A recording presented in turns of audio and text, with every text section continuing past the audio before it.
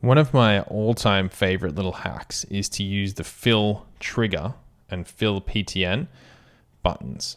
How does it work? Let me show you. Press play and start my pattern.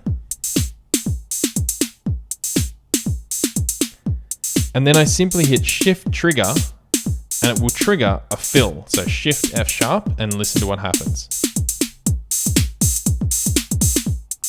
And it drops me back in to my original pattern. If I want to change what the fill is, I simply go Shift, Pattern, and then I can choose up to 16 different patterns to be my fill. So I'm going to go with this one up here, number 13. And when I press play and now go Shift, Fill, TRG or Trigger, let's see what happens.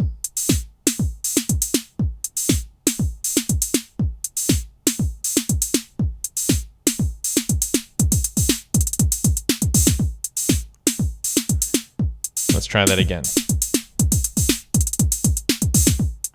So cool. Such a great tool for live performance. Give it a go.